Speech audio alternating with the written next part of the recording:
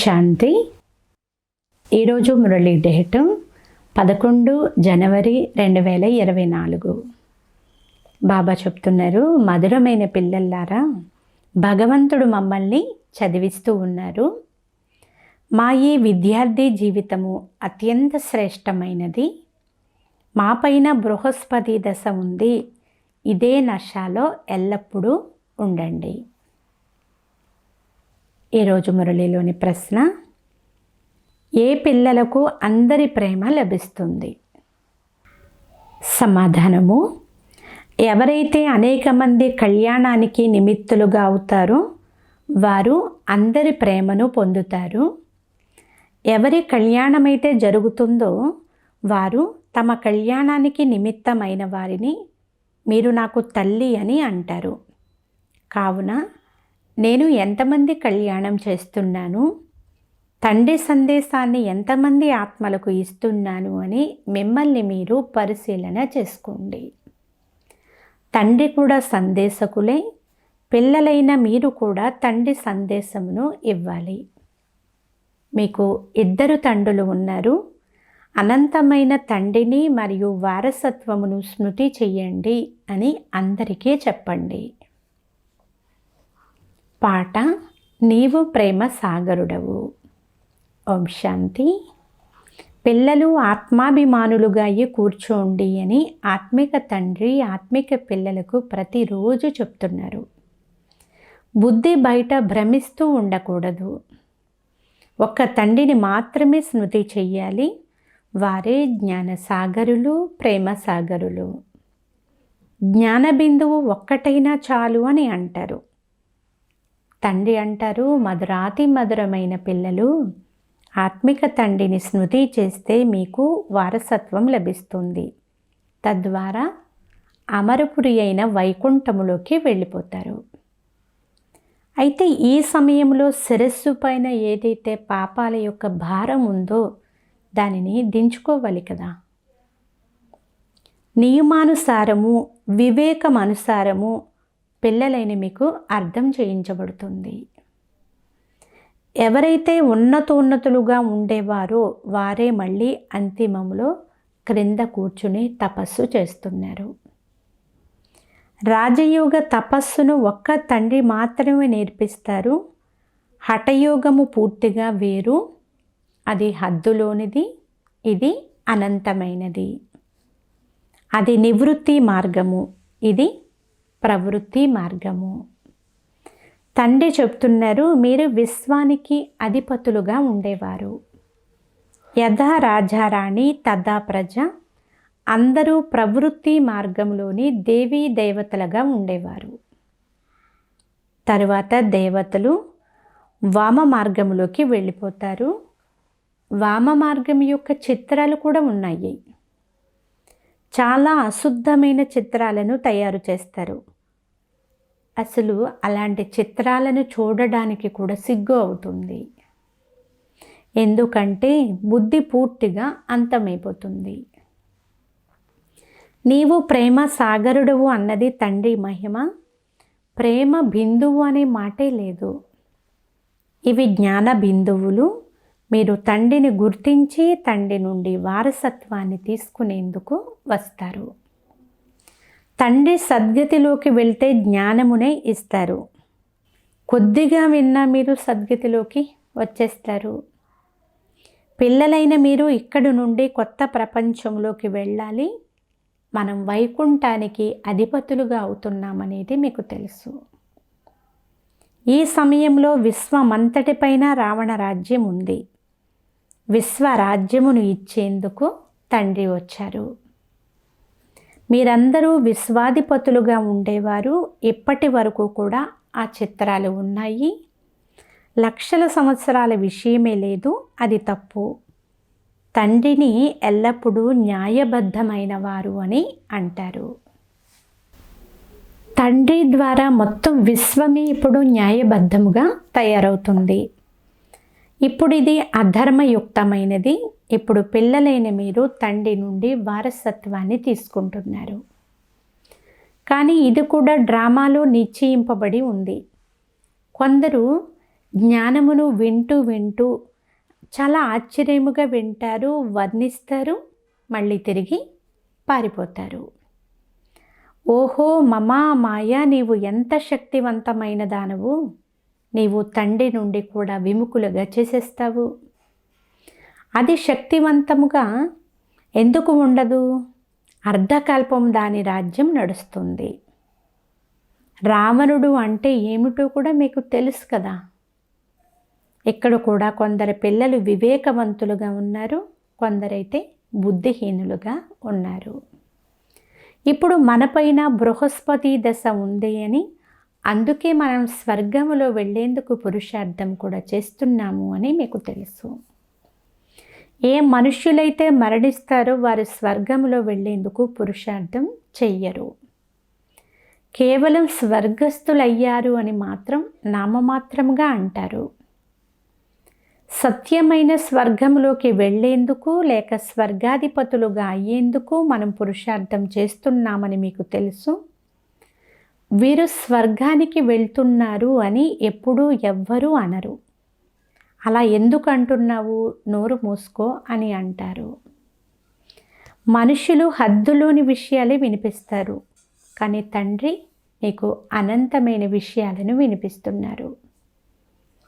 పిల్లలైన మీరిప్పుడు చాలా పురుషార్థమైతే చెయ్యాలి, ఎంతో నష ఎక్కాలి. ఎవరైతే కల్పపూర్వం పురుషార్థం చేశారో, ఎవరైతే పదవిని పొందారో వారే మళ్ళీ పొందుతారు. అనేక మార్లు పిల్లలైన మీ చేత మాయపైన విజయాన్ని కలిగించాము, మళ్ళీ మీరు ఓడిపోయారు కూడా. ఇది కూడా డ్రామాలో తయారై ఉంది అని బాబా అంటున్నారు. కావున పిల్లలకు ఎంతో సంతోషం కలగాలి. మీరైతే ఇప్పుడు ఈ మృత్యులోకము నుండి అమరలోకానికి వెళ్తూ ఉన్నారు. విద్యార్థి జీవితము అత్యంత శ్రేష్టమైనది. ఈ సమయంలో మీది అత్యంత శ్రేష్టమైన జీవితము. దీని గురించి మనుషులెవ్వరికీ తెలియదు, స్వయం భగవంతుడే వచ్చి చదివిస్తారు. ఇది శ్రేష్టమైన విద్యార్థి జీవితము. ఆత్మయే చదివిస్తుంది. అప్పుడు వీరి పేరు ఫలానా అని అంటారు. ఆత్మీయ టీచరు కదా, ఆత్మయే వింటుంది, ఆత్మీయ ధారణ కూడా చేస్తుంది. వినేది ఆత్మయే, కానీ దేహాభిమానం కారణంగా అర్థం చేసుకోరు. సత్యయుగంలో కూడా ఆత్మనైన నాకు శరీరం లభించింది, ఇప్పుడు వృద్ధావస్థ వచ్చింది అని అర్థం చేసుకుంటారు. ఇప్పుడు నేను ఈ పురాతన వస్త్రాన్ని వదిలి కొత్త దానిని తీసుకుంటున్నానని వెంటనే సాక్షాత్కారం అవుతుంది. భ్రమరం యొక్క ఉదాహరణ కూడా ఈ సమయానికి చెందిందే. ఇప్పుడు మనం బ్రాహ్మణీలము అని మీకు తెలుసు. డ్రామా ప్లాన్ అనుసారంగా ఎవరైతే మీ వద్దకు వస్తారో వారిపైన భూ చేస్తూ జ్ఞానం వినిపిస్తారు. మళ్ళీ వారిలో కూడా కొందరు కచ్చాగా ఉంటారు, కొందరు కుళ్ళిపోతారు. సన్యాసులైతే ఇలాంటి ఉదాహరణ ఇవ్వజాలరు. వారెప్పుడూ తమ సమానంగా తయారు చెయ్యరు. మీ వద్ద మంచి లక్ష్యము ఉంది, ఉద్దేశ్యము కూడా ఉంది. ఈ సత్యనారాయణ కథ, అమర కథ ఇవన్నీ మీవే. ఒక్క తండ్రి మాత్రమే సత్యమును వినిపిస్తారు, మిగిలినదంతా అసత్యము. అక్కడ సత్యనారాయణ కథను వినిపించి ప్రసాదాన్ని తినిపిస్తూ ఉంటారు. ఆ హద్దులోని విషయాలు ఎక్కడ, ఈ అనంతమైన విషయాలు ఎక్కడ? తండ్రి మీకు ఏ ఆదేశాలు ఇస్తారో అవి మీరు నోట్ చేసుకుంటారు. ఇక మిగిలిన పుస్తకాలు, శాస్త్రాలు మొదలైనవన్నీ సమాప్తమైపోతాయి. అసలు పాత వస్తువు అనేది ఏది కూడా మిగలదు. కలియుగం ఇంకా సుమారు 40,000 సంవత్సరాలు ఉంటుంది అని మనుషులు భావిస్తారు. అందుకే కదా పెద్ద పెద్ద భవనాలు మొదలైనవి తయారు చేస్తూ ఉంటారు. ఎంతో ఖర్చు చేస్తారు, కానీ సముద్రం వదులుతుందా? ఒక్క అలతో అంతా మింగేస్తుంది. ఒకప్పుడు ఈ బొంబాయి ఉండేది కాదు, అలాగే భవిష్యత్తులో ఉండదు కూడా. ఈ 100 సంవత్సరాలలో ఏమేమి వెలువడ్డాయో చూడండి. ఇంతకుముందు వైస్రాయ్ కూడా 4 గుర్రాల బండిలో వచ్చేవారు. ఇప్పుడు కొద్ది సమయంలో ఏమేమి తయారైపోయాయో చూడండి. స్వర్గమైతే చాలా చిన్నది. నదీ తీరాలలో మీ భవనాలు ఉంటాయి. ఇప్పుడు పిల్లలైన మీ పైన బృహస్పతి దశ ఉంది. మేము ఎంత శ్రీమంతులుగా అవుతున్నామనేది పిల్లలకు చాలా సంతోషం ఉండాలి. ఎవరైనా దివాళా తీస్తే దానిని రాహు దశ అని అంటారు. మీరు మీ దశపై హర్షితులుగా ఉండండి. స్వయం భగవంతుడు మనల్ని చదివిస్తూ ఉన్నారు. భగవంతుడు ఎవరినైనా చదివిస్తారా? ఈ విద్యార్థి జీవితము అత్యంత శ్రేష్టమైనది అని పిల్లలైన మీకు తెలుసు. మనమే నరుడి నుండి నారాయణుడుగా, విశ్వాధిపతులుగా అవుతాము. ఇక్కడ మనము రావణ రాజ్యములోకి వచ్చి చిక్కుకున్నాము. మళ్ళీ సుఖధామంలోకి వెళతాము. మీరు సంగమయుగములోని బ్రాహ్మణులు. బ్రహ్మ ద్వారా స్థాపన జరుగుతుంది. ఒక్కరే ఉండరు కదా, చాలామంది ఉంటారు. మీరు ఈశ్వరీయ సేవాదారులుగా అవుతారు. భగవంతుడు స్వర్గ స్థాపన చేసే సేవను ఏదైతే చేస్తున్నారో పిల్లలైన మీరు దానిలో సహాయపడతారు. ఎవరైతే ఎక్కువగా సహాయం చేస్తారో వారు చాలా ఉన్నతమైన పదవిని పొందుతారు. ఎవ్వరూ ఆకలితో మరణించజాలరు. ఇక్కడ ఫకీర్ల వద్ద కూడా వెతికితే వేలాది రూపాయలు ఉంటాయి. ఆకలితో ఎవ్వరూ మరణించజాలరు. ఇక్కడ కూడా మీరు తండ్రికి చెందిన వారిగా అయ్యారు. తండ్రి పేదవాడైనా పిల్లలకు ఎప్పటి వరకైతే భోజనం లభించదో అప్పటి వరకు తాను స్వయం కూడా తినడు. ఎందుకంటే పిల్లలు వారసులు, వారిపైన ప్రేమ ఉంటుంది కదా. అక్కడైతే అసలు పేదరికమే ఉండదు. అపారమైన ధాన్యం ఉంటుంది, అనంతమైన సంపద ఉంటుంది. అక్కడ దుస్తులు ఎంత సుందరంగా ఉంటాయో చూడండి. అందుకే ఖాళీ దొరికినప్పుడంతా లక్ష్మీనారాయణల చిత్రం ముందు కూర్చోండి అని బాబా అంటారు. రాత్రి వేళలో కూడా కూర్చోవచ్చు. ఈ లక్ష్మీనారాయణలను చూస్తూ చూస్తూ నిద్రించండి. ఓహో, బాబా మమ్మల్ని ఇలా తయారు చేస్తున్నారు అంటూ మీరు ఇలా అభ్యాసం చేసి చూడండి. అసలు ఎంత ఆనందం కలుగుతుందో ఒక్కసారి గమనించండి. మళ్ళీ ఉదయం లేచి అనుభవాన్ని వినిపించండి. లక్ష్మీనారాయణల చిత్రము మరియు మెట్ల చిత్రము అందరి వద్ద ఉండాలి. తమని ఎవరు చదివిస్తున్నారు అనేది విద్యార్థికి తెలుసు. వారి చిత్రం కూడా ఉంది. పూర్తి ఆధారమంతా చదువుపైనే ఉంది. స్వర్గాధిపతులుగా అయితే అవుతారు, కానీ పదవికి ఆధారం చదువు. బాబా ఈ పురుషార్థమును చెయ్యమని చెప్తున్నారు. నేను ఒక ఆత్మను, శరీరాన్ని కాదు. నేను బాబా నుండి వారసత్వాన్ని తీసుకుంటున్నాను. ఇందులో ఏ కష్టము లేదు. మాతలకైతే ఇది చాలా సులభము. పురుషులైతే వ్యాపార వ్యవహారాల్లోకి వెళ్ళిపోతారు. ఈ లక్ష్యము, ఉద్దేశమును తెలిపే చిత్రమును చూపి మీరు చాలా సేవ చేయవచ్చు. అనేక మందికి కళ్యాణం చేస్తే మిమ్మల్ని ఎంతగానో ప్రేమిస్తారు. మీరు నా తల్లి వంటి వారు అని అంటారు. జగత్ కళ్యాణం కొరకు మాతలైన మీరందరూ కూడా నిమిత్తులు. నేను ఎంతమంది కళ్యాణం చేశానో, ఎంతమందికి నేను తండ్రి సందేశాన్ని ఇచ్చాను అని మిమ్మల్ని మీరు ఒకసారి పరిశీలన చేసుకోండి. తండ్రి కూడా సందేశకుడే. ఇంకెవ్వరిని సందేశకులని అనరు. తండ్రి పిల్లలకు సందేశాన్ని ఇచ్చి అందరికీ వినిపించండి అని చెప్తున్నారు. అనంతమైన తండ్రిని స్మృతి చేయండి, వారసత్వాన్ని స్మృతి చేయండి. అంతేకాదు 84 జన్మల చక్రమును కూడా అందరికీ వినిపించండి. సందేశకుడైన తండ్రి, పిల్లలైన మీరు కూడా అందరికీ సందేశమును ఇచ్చేవారే. 2 తండ్రులు ఉన్నారని అందరికీ చెప్పండి. అనంతమైన తండ్రి సుఖశాంతుల వారసత్వమును ఇచ్చారు. మనం సుఖధామములో ఉన్నప్పుడు మిగిలిన వారంతా శాంతిధామములో ఉండేవారు. మళ్ళీ జీవన్ముక్తిలోకి వస్తారు. ఇప్పుడు మనం వాపస్ వెళ్ళాలి. మళ్ళీ అక్కడ మనమే విశ్వాధిపతులుగా అవుతాము.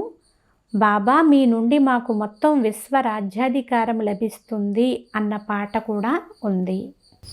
మొత్తము భూమి, సముద్రము, ఆకాశము అన్నీ మన చేతిలోనే ఉంటాయి. ఈ సమయంలో మనము తండ్రి నుండి అనంతమైన వారసత్వాన్ని తీసుకుంటున్నాము. మీరు గుప్త యోధులు, శివశక్తి సైన్యము, ఇది జ్ఞాన ఖడ్గము, ఇవి జ్ఞాన బాణాలు. వారైతే దేవీలకు స్థూలమైనటువంటి మారణాయుధాలు ఇచ్చేశారు. భక్తి మార్గంలో ఎన్ని మందిరాలు నిర్మించారు, ఎన్ని చిత్రాలు మొదలైనవి ఉన్నాయి. అందుకే మీరు భక్తి మార్గంలో ధనము మొదలైన వాటన్నింటినీ సమాప్తం చేసేసారు అని తండ్రి అంటున్నారు. ఇప్పుడు ఇవన్నీ సమాప్తం అవ్వనున్నాయి, మునిగిపోనున్నాయి. అక్కడ ఏ విధంగా గనుల నుండి వజ్రాలు, నగలు మొదలైన వాటిని తీసుకుని వస్తారో మీకు సాక్షాత్కారం చేయించడం కూడా జరిగింది. ఎందుకంటే ఇవన్నీ భూస్థాపితమైపోతాయి. గొప్ప గొప్ప రాజుల వద్ద భూగర్భ మహళ్ళు ఉంటాయి, అవన్నీ భూస్థాపితం అయిపోతాయి. మళ్ళీ మీ కార్మికులు వెళ్ళి తీసుకుని వస్తారు. లేదు అంటే ఇంత బంగారం మొదలైనవన్నీ ఎక్కడి నుండి వస్తాయి? స్వర్గ దృశ్యమును అజ్మీరులో చూస్తున్నారు కదా, మ్యూజియం కూడా ఇదే విధంగా తయారు చేయండి అని బాబా అన్నారు కదా. స్వర్గం మోడల్ను ఫస్ట్ క్లాసుగా తయారు చేయాలి. ఇప్పుడు మన రాజధానిని స్థాపిస్తున్నామని పిల్లలైన మీకు తెలుసు. ఇంతకు ముందు అయితే ఏమీ తెలిసేది కాదు. ఇప్పుడు అన్నీ తెలుసుకుంటున్నారు. మనము అందరిలో ఏముంటుందో తెలుసుకుంటామని అయితే కాదు. కొంతమంది వికారులు కూడా వచ్చేవారు. ఎందుకు వస్తున్నారు అని వారిని అడిగితే, మేము వస్తేనే కదా వికారాల నుండి ముక్తులవుతాము, మేము చాలా పాపాత్ములము అని అనేవారు. అచ్చా, కళ్యాణం జరుగుగాక అని బాబా అంటారు. మాయ చాలా శక్తివంతమైనది. పిల్లలు, మీరు ఈ వికారాలపైన విజయాన్ని పొందాలి, అప్పుడే జగజ్జీతులుగా అవుతారు అని బాబా అంటారు.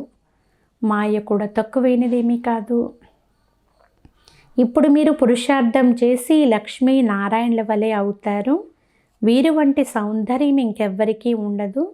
వీరిది సహజమైన సౌందర్యము. ప్రతి 5000 సంవత్సరాల తరువాత స్వర్గ స్థాపన జరుగుతుంది. మళ్ళీ 84 జన్మల చక్రంలోకి వస్తారు. ఇది యూనివర్సిటీ కమ్ హాస్పిటల్ అని మీరు వ్రాయవచ్చు. అదేమో ఆరోగ్యం కొరకు, ఇదేమో సంపద కొరకు. మీరు వచ్చి 21 జన్మల వరకు ఆరోగ్యము, సంపద, సంతోషాలను పొందండి అని బోర్డు పైన వ్రాయండి. వ్యాపారస్తులు కూడా తమ బోర్డును పెట్టుకుంటారు కదా, ఇళ్లలో కూడా బోర్డు పెడతారు.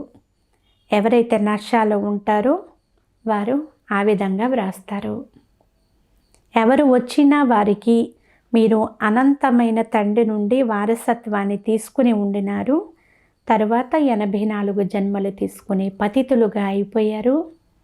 కావున ఇప్పుడు మళ్ళీ పావనముగా అవ్వండి అని అర్థం చేయించండి. స్వయాన్ని ఆత్మగా భావించండి. తండ్రిని స్మృతి చేయండి.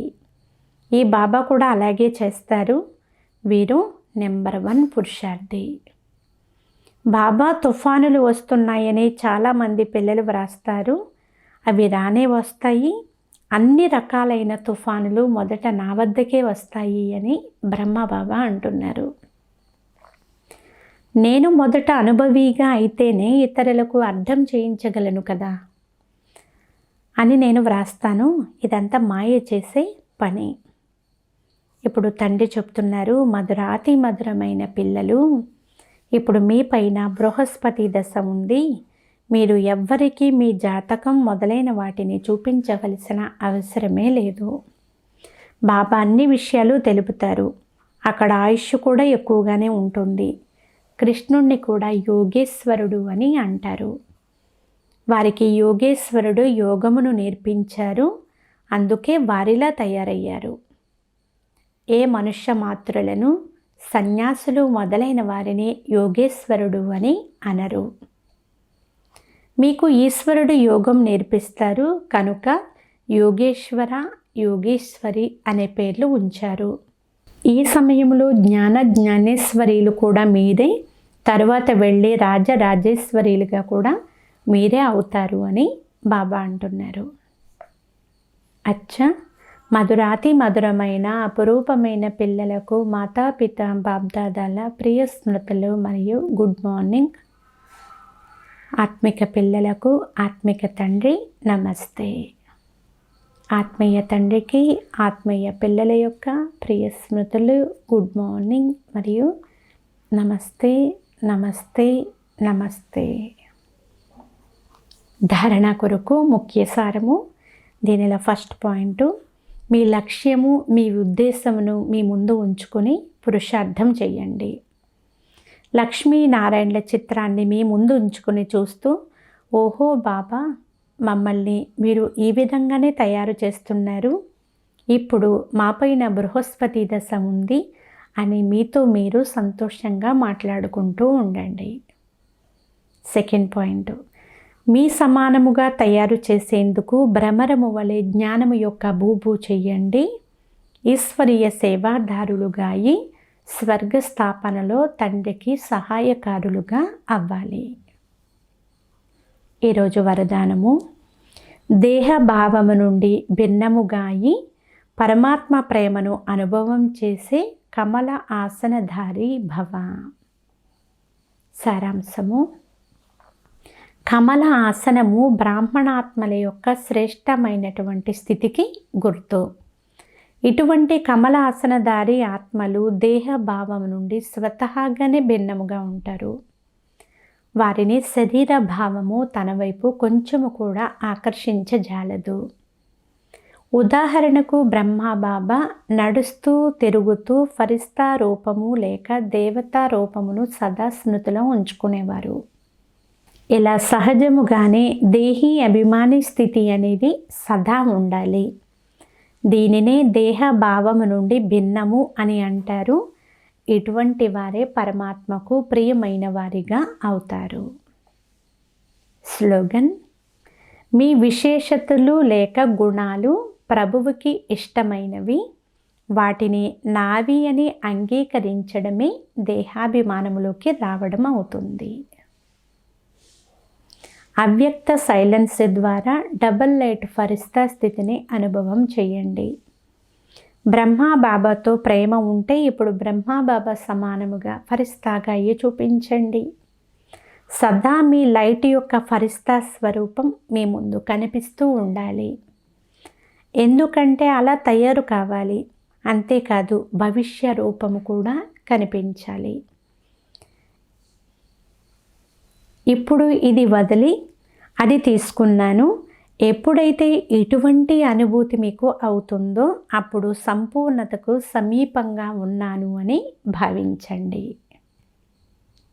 అచ్చా, ఓం శాంతి.